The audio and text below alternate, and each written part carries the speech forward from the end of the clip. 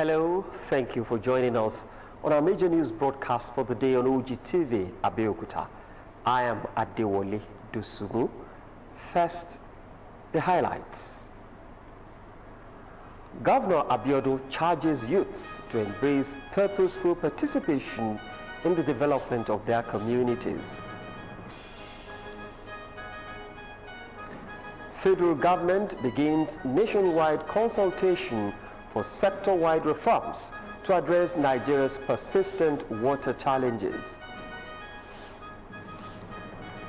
Nigeria Governors Forum rejects blame over accountability for fuel subsidy removal proceeds. And WHO declares Uganda Ebola-free. Also on the news, federal government eyes 8,000 megawatts as power sector reforms deepens. Details on this and other stories will now return on the business segment of the news. I am Damilare Okiji. And from the world of sports, President Ibrahim Goso, board members resign from Nigeria Football Federation. Details of this and more coming your way on the sports segment of the news. I am Emmanuel Dasaulu. Stay with us. It always seems impossible until it is done. You can watch us live on Facebook at OGTV and Ogun State Television, YouTube at OGTV Abeokuta, and on OGTV website www.ogtv.com.ng/live.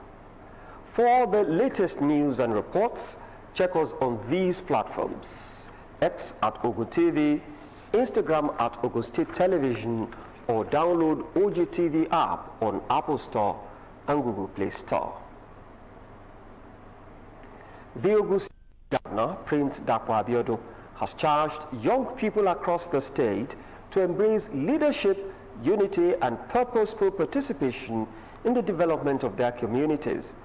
Governor Abiodun gave the charge at the 2026 International Youth Council public presentation and inauguration of 2,360 world executives held at the Junta of Cultural Center, Kutu Abeokuta. Olaide Oloye Shuluade reports. The 2026 International Youth Council public presentation and inauguration of 2,360 world executives brought together youth leaders, government officials, and other stakeholders from across Ogun State. The occasion was graced by the state governor, Prince Dapo Abiodun, represented by the secretary to the state government, Tokunbo Talabi, alongside the state head of service, Olarewaju Saka, and other government functionaries. Delivering the keynote address, the Secretary to the State Government, Tokunbo Talabi, emphasizes the importance of youth participation in governance, leadership, and community development. We have demonstrated leadership qualities that are very rare among youth these days. They've also demonstrated some level of maturity. And what we are saying to them is that typically as we get into electioneering process, youths are usually impressionable. And with what I have seen today and what we have experienced, we are so sure that they will take charge of their youth. Also speaking, the state head of service, Olarewaju Saka, urges the newly inaugurated executives to uphold integrity, responsibility, and commitment and the discharge of their duties. Which recognizes that the future of Ogun State is a collective responsibility in which our young people have a crucial role to play. Therefore, encourage our youth to embrace education, innovation, entrepreneurship, civic responsibility, and continuous self-development. Highlight of the event was the inauguration of 2,360 ward executives, representing wards across the state. The executives thereafter took oath of office, pledging to serve with dedication, accountability, and commitment to the development of their respective communities. The occasion also featured presentation of awards to outstanding people who have distinguished themselves through leadership, service, and contributions to the development of Ogun State. The National Youth Council, which was started in 1976, by the time I got to know the development at present, I became the happiest man on earth.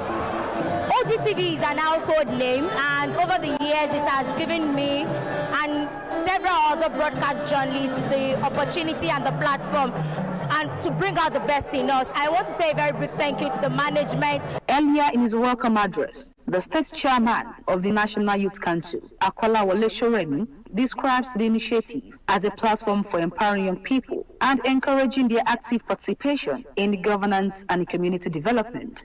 It is a great milestone, the very first of its kind, not only in Ogun State, but in the whole of Nigeria. They have never had the youth council at the grassroots level, at the world level, to that extent. So the state government has given the necessary support as well for us to be able to achieve this. The inauguration of the new executives and other young people across the state is to harness their skills, talents, and collective strength towards building a more prosperous Ogun State. Olaide Oloye Sholwade, OGTV News. The federal government has commenced a nationwide consultation with states and other stakeholders to develop a national water compact aimed at addressing Nigeria's persistent water and sanitation challenges, as well as strengthening water security across the country. Minister of Water Resources and Sanitation, Professor Joseph Serve, disclosed this in Abuja at the nationwide stakeholders consultation workshop for the development of the Nigeria National Water Compact. Serve said the initiative was necessary to address persistent challenges in the water sector, including rapid urbanization, population growth, climate change, environmental degradation, inadequate infrastructure, fragmented institutional arrangements, and financing constraints. He said the challenges had continued to affect Nigeria's ability to provide reliable water supply, sanitation services, and productive water use. The development of the compact comes amid long-standing concerns over the country's ability to provide safe water, sanitation, and hygiene services to its booming population. According to him, the compact will strengthen governance and institutional coordination, improve financing for the sector, accelerate access to safe and climate-resilient water supply and sanitation services, as well as support irrigation development and enhance water security. The 36 state governors under the aegis of the Nigeria Governors Forum, NGF, have rejected allegations that sub-national governments had failed to properly account for the funds received from the removal of fuel subsidy. Chairman of the forum, Governor Abdulrahman Abdulrazak of Kwara State, who spoke through Governor Doye Deri of Bayelsa State after the forum's third meeting in Abuja, dismissed suggestions that states should accept blame over the management of subsidy removal proceeds. The governors also expressed overwhelming support for the proposed rollout of the National Affordable CNG Transit Program, a state-led initiative designed to reduce passenger fares by translating the lower operating cost of CNG into cheaper transportation across the country. According to Abdul Razak, the forum received a presentation on the proposed National Affordable CNG Transit Program, which is an initiative of the state designed to translate the lower operating cost of CNG into reduced transport fares for citizens. He said the proposal envisaged state support for the CNG vehicle conversions, fleets, and enabling infrastructure alongside fair commitments from participating operators with an indicative target of reducing passenger fares. The governors also justified the decision to focus the palliative on the transportation sector, saying the cost of moving people and goods had direct impact on the prices of food and other essential commodities. The Managing Director and Special Advisor to the Governor of Ogun State on Waste Management Authority, Farouk Akintunde, has been commended for his transformation, giant strides, and bringing a new lease of life to the authority within 6 months of his appointment. Commissioner for Environment, Ogun State, Dr. Olaore Soya, gave this commendation during the inauguration of projects carried out by the special advisor at the Ogoma office in Okelewa, Abeokuta. Matthew Shomi completes the report. Since his appointment 6 months ago as the managing director and special advisor to the governor on Ogun Waste Management Authority, Farouk Akintunde has embarked on total overhaul and general transformation of the system to achieve the goals of effective waste management and prevention of flooding in the state. The landmark progress and achievements recorded are receiving the commendations of the Commissioner for Environment, Dr. Ola Oresoya, who was delighted by the foresight, managerial skill, and competence of the Managing Director, revealing the determination of the government to achieve the goals of the cleanest states in the country. You can see the interconnection between you and the ministry. For the flood control department, the ministry to be efficient, Ogama must be working top-notch. The governor has sent him to this position and he's doing what he's supposed to do. And because you are supporting him. Special Advisor to Ogun State Governor on Information and Strategy, Kayode Akimade, also gave huge commendations for the milestone recorded by the Managing Director within 6 months of his appointment. Stability that we are enjoying in Ogun State cannot be unconnected with your support in terms of ensuring that people can move freely without seeing all those rubbish around.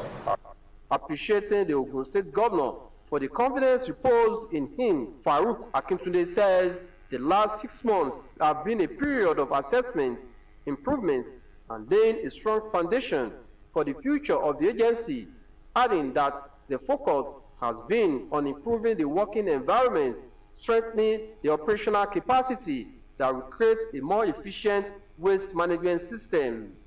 The Managing Director highlighted the appointment of 80 ad hoc staff to strengthen the agency's manpower, renovation and painting of the agency's building, as well as the renovation of the previously abandoned building within the yard for the purpose of creating new offices are some of the achievements recorded. I recognize that the progress we have recorded would not have been possible without the collective efforts of our staff, particularly those who work daily on the field to ensure that our communities, roads and public space are kept clean. Directors under the agency presented progress reports and were charged to do more by the Permanent Secretary of the Ministry of Environment, Dr. Kafayat Lawal, and a member of the board of the agency. The renovated buildings were formally inaugurated before the inauguration of the new tricycles, a compactor, and utility vehicles recently acquired by Ogwama. Matthew Shomi, OGTV News. Oyo State Government, through the Ministry of Health, has formally inaugurated the Oyo State Technical Working Group on Climate and Health as part of efforts to strengthen the state's capacity in addressing growing public health impacts on climate change. Commissioner for Information, Prince Dr. Oyelade, disclosed this in a statement in Ibadan, the Oyo State capital. Speaking at the inauguration held at the ministry's conference room, Secretariat Building, Ibadan, Commissioner for Health, Dr. Ajitumobi, said climate change has no longer a distant environmental concern, but a major public health challenge with direct implications for the health and well-being of residents.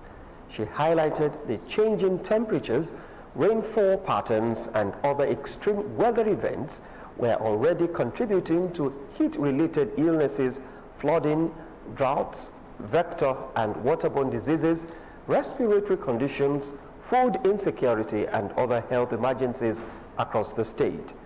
According to the Commissioner, the TWG is a multi-sectoral body comprising representatives of relevant ministries, departments and agencies, technical partners, the World Health Organization, WHO, UNICEF, the Nigerian Meteorological Agency, academia, and other development partners.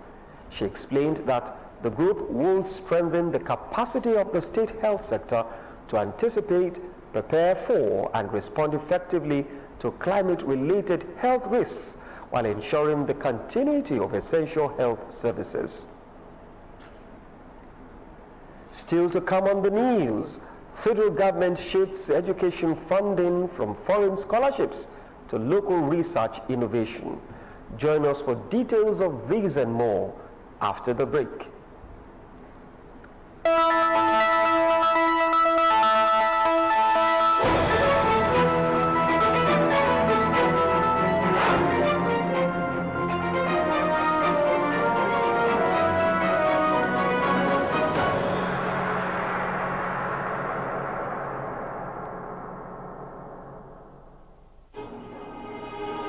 Excuse me, ma. This is your 100% human hair.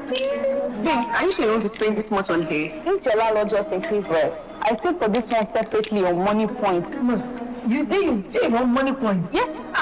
This madam money points here, the array of hair dryer there, his charges savings money points I used to have it. The rest of this my sub is this savings money points I used to do it. The salary of this my staff is save as you transact, son. Jennifer, money points save as you transact. Money points fixed savings and money point target savings. Madam, why did I tell you not contribute to you? Why should I? Come on, you go give your money to Adaku to save. You see money points accounts there. You don't go open a savings account. Now Adaku you shoot. I beg everybody inside this my salon. Oh, you bring out your phone and download the money points app now. It's for you. What are you waiting for? Download the Money Point banking app now and start saving with the bank you can trust. Money Point, made for your progress. Oh yeah! Make with us now! Yes, yeah!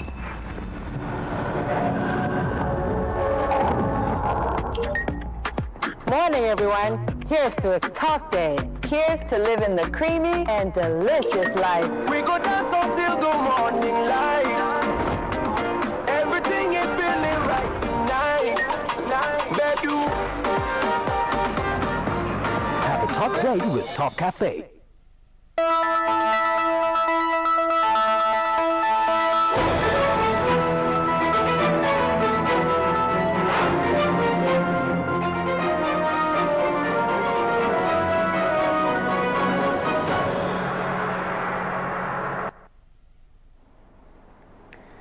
Welcome back. Glad to know that you're still there. And in case you're just joining us, you're watching the comprehensive news package for the day on OGTV, Abeokuta.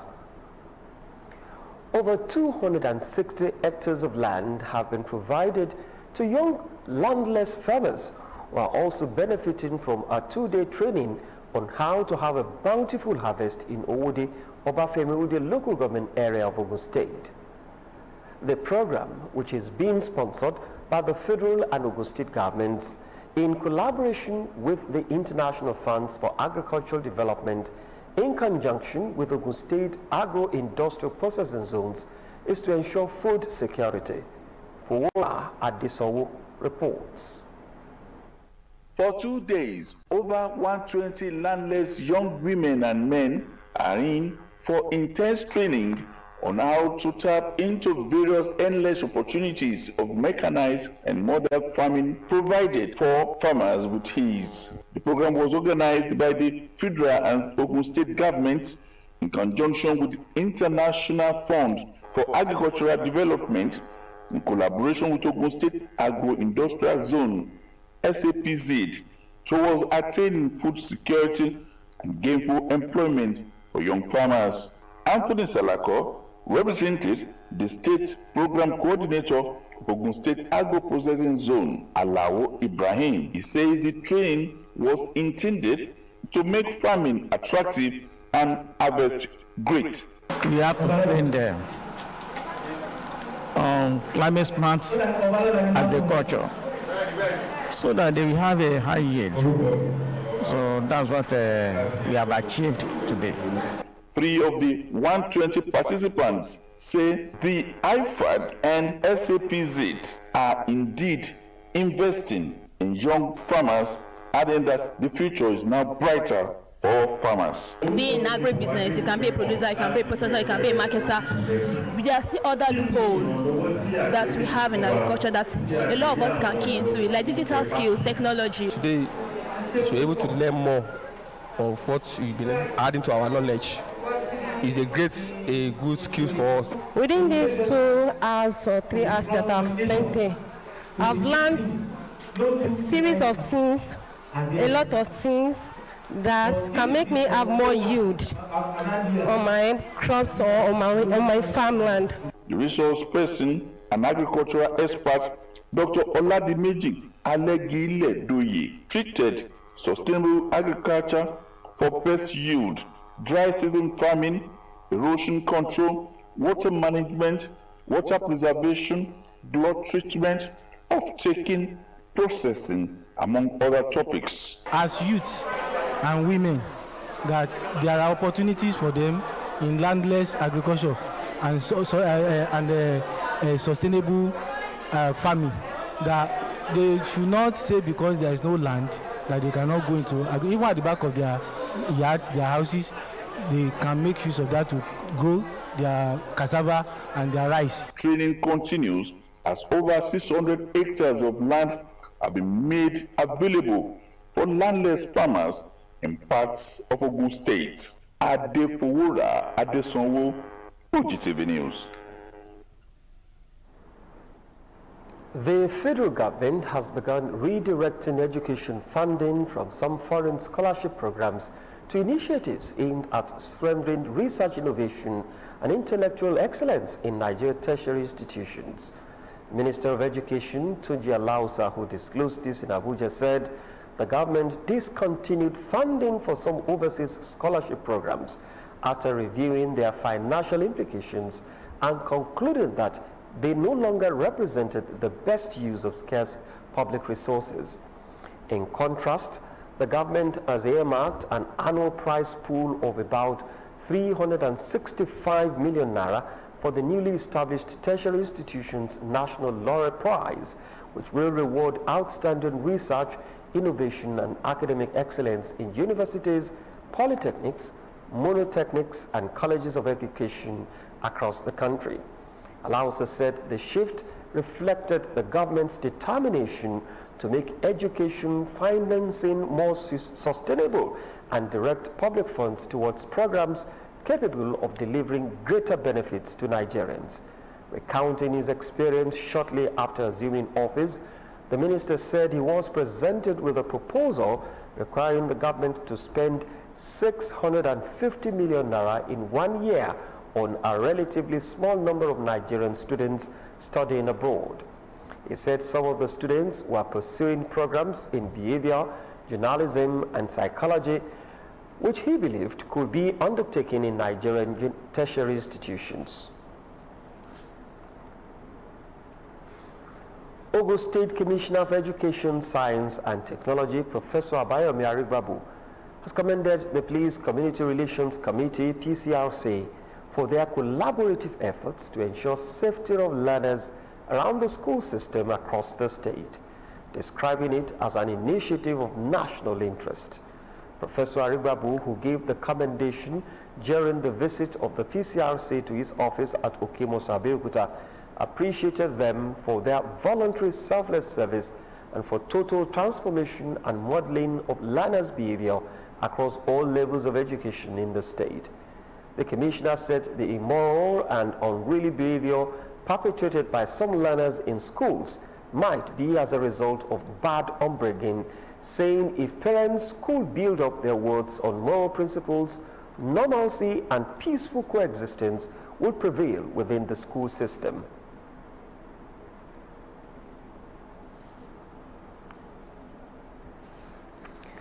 Let us see that something that concerns everybody. Let all of us work together to achieve this. We should all act. If we act, there will be no trouble around. He advocated that security is everybody's business, either government, parents, school owners, teachers, or community leaders, and so it becomes imperative for all and sundry to cooperate with the federal government on its quests towards securing the lives and properties of the citizens. And speaking further, the chairman of PCRC Ogun State Chapter, Comrade Abdullahi Lawal, said the visit was a commitment to building a stronger partnership between the community and the Education Ministry towards ensuring schools remain safe, secure, and conducive for learning and development. Meanwhile, the Ogun State Ministry of Education, Science and Technology has announced that screening examination for admission into the 44 flagship schools in the state for the 2026-2027 academic session will hold on Saturday, 29th August 2026. Principals of the flagship schools are directed to ensure adequate preparation and smooth conduct of the examination. Candidates are advised to maintain orderly conduct throughout the exercise. A statement by the Commissioner in the Ministry, Professor Abayomi Arigbabu, says the Ministry has made all necessary arrangements to ensure a hitch-free examination. According to the Commissioner, only candidates who completed their online registration will be allowed to sit for the examination. The statement urged candidates to arrive by 8 in the morning while they're expected to take their writing materials along and be on their seats promptly. Similarly, the Ogun State Technical and Vocational Board, OGTV, will conduct a screening examination for year 2026/2027 academic session into the 8 government technical colleges across the state for a 3-year course of study and programs leading to the award of National Technical Certificate and National Business Certificates. The screening exercise will hold on Saturday, 29 August 2026, and according to the State Commissioner for Education, Science and Technology, Professor Abayomi Arigbabu, the exercise is for prospective candidates who have completed their registration for the screening examination through the Ogun State Education digital platforms and must possess Basic Education Certificate, BECE, or West African Senior School Certificates Examination Council, the Senior Secondary School Certificate Examination, and the principals of the Government Science and Technical Colleges and Government Technical and Vocational College, according to the statement, have to make adequate arrangements towards the successful conduct of the examination. Candidates are expected to come along to the examination centers with their writing materials, printout of their registration forms, and photocopies of their credentials. They are enjoined to comport themselves throughout the period of the examination. Honorable Afolabi Afuakwe, a member of the House of Representatives representing Abeokuta South Federal Constituency, has continued with its annual summer coaching program for senior secondary school students. The students were drawn from both public and private schools across the federal constituency as the initiative enters the 5th year. The program is aimed at preparing students academically and give them additional support ahead of their examinations. Bumi Adigo was there and he completes the story. Afolabi Afuakwe, a member of the House of Representatives representing Abeokuta South Federal Constituency, arriving at one of the study centers in his continuation of his annual summer coaching program for senior secondary school students, an initiative that has now entered its 5th year. You must try to achieve something your parents can be proud of in life. To also showcase that we all started like any of you. And whatever achievement that we have today, whatever we achieve today, all of us will be able to achieve more than that. He is at the Reverend Kuti Memorial Grammar School, where students who have registered in this area are being taught. He is here to take them economics subject. I can take on any topic as far as economics is concerned. I can take on any topic on commerce, I take on government. For Honorable Afakwe, this is more than a political program or an obligation attached to public office. It is a personal commitment born out of his passion for education and his experience as a teacher and lecturer, where he understood early that the right academic support can change a young person's future. I have passion for this. I've been a lecturer all over my life, and the only thing that makes a difference in life is education, and I so much believe in this.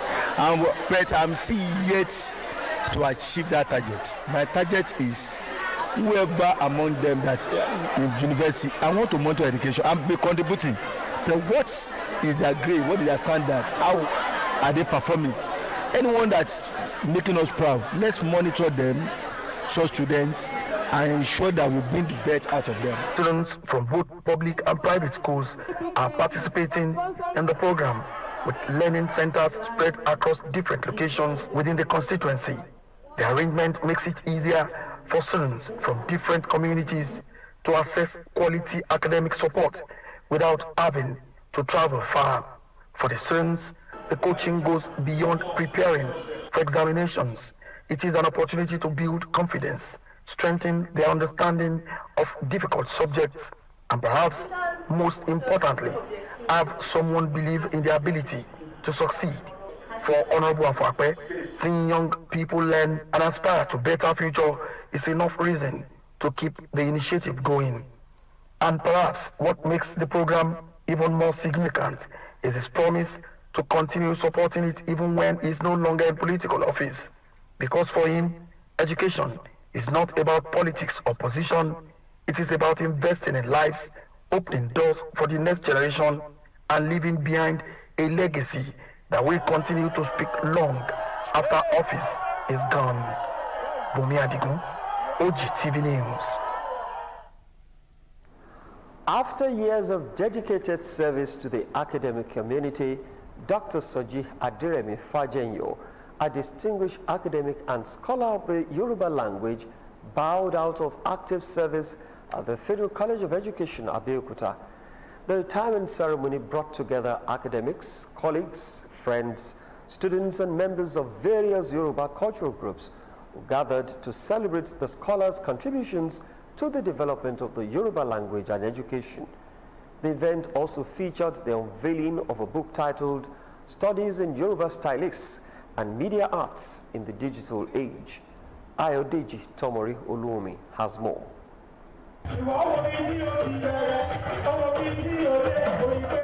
Speakers at the retirement ceremony of Dr. Soji Aderemi Fajenyo described the scholar as a committed academic whose passion for Yoruba language, teaching and scholarship has left a lasting impact on the institution and the wider academic community. They commended his meritorious years of service, intellectual contributions, and efforts to promote and preserve the Yoruba language and cultural heritage. Dr. Fajenyo belonged to the sector or group of lecturers we can categorize as the sage. You know, there are people that came in at the right time when they did very serious hard work to nurture students for the purpose of producing teachers. We are PhD holders, but it's somehow exceptional. There is no field that is not very good at. Even as lecturers in the department, when you have issue in your own course, when you consult him for any idea, he's there to give it to you. He wouldn't look at you as somebody who is his subordinate. He's ready to go all out and give you his 100% support. When you call him, he's ready to assist and ready to do anything.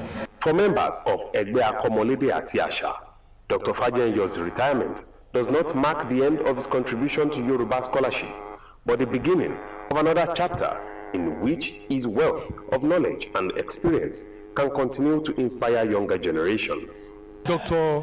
Aderemi Fajenyo is really bent on literature. When we talk of use of poetic languages, the man has been so wonderful, especially whenever we are given any topic from the national. I'll just call him. He doesn't hesitate. He will take it lightly and produce the speech. And many times, no way, Ogun State always being the first. The ceremony also featured the launch of a book, further highlighting Dr. Fajenyo's enduring commitment to scholarship, knowledge production, and the advancement of Yoruba studies. It goes beyond the humanities. You find papers on science, education, social sciences and management. So I will surely recommend it to all lovers of education. I think I came here as a lecturer 3 officer in 1999, and I was able to rise up to the post of a chief lecturer, and I held many posts in this college.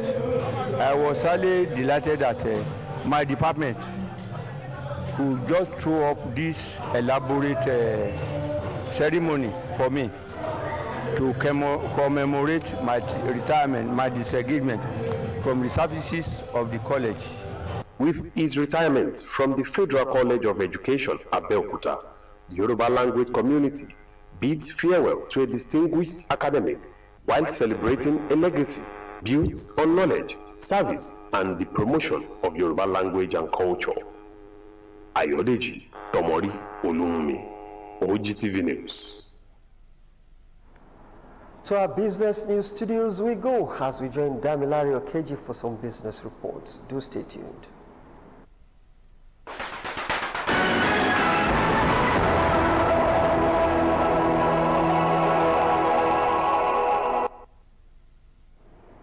Welcome to the business segment of the news, and now the news in details. The federal government has said it is targeting 8,000 megawatts of electricity generation and transmission by the end of 2027 as part of efforts to improve power supply across the country. The Minister of Power, Joseph Tegbe, disclosed this at the launch of the Renewable Energy Assets Management Company in Abuja by the Rural Electrification Agency. Tegbe said the government was targeting 6,500 megawatts by the end of 2026, noting, however, that the country currently struggled to will about 5,000 megawatts. The minister also expressed optimism that Nigerians would soon enjoy round-the-clock electricity, saying recent improvements in the sector were only the beginning of the administration's effort to transform power supply. The Niger Delta Power Holding Company Limited said it has successfully recovered abandoned power equipment worth billions of naira from various seaports across the country, following an intervention by the Nigerian Port Authority. NDPHC said in a statement that the recovery had prevented significant financial losses and preserved critical assets that could support the delivery of power infrastructure projects across the country. The Managing Director, Chief Executive Officer of NDPHC, Jennifer Adeje, disclosed this when the management of the company paid courtesy visits to the NPA at its headquarters in Marina, Lagos. The federal government has been urged to stop committing more public funds to the rehabilitation of idle refineries, warning that continued spending without a clear commercial case could deepen the country's financial losses. An energy expert, Dan Kunle, made the call in an open letter to President Bola Tinubu days after the president assured the government-owned refineries would return to operation. Tinubu had recently assured the leadership of the Nigeria Union of Petroleum and Natural Gas Workers at the presidential villa, Abuja, that the Port Harcourt, Warri and Kaduna refineries would come back to work. The president said his administration was undertaking a firm reset and structural working of the facilities to make them profitable and capable of delivering value to Nigerians.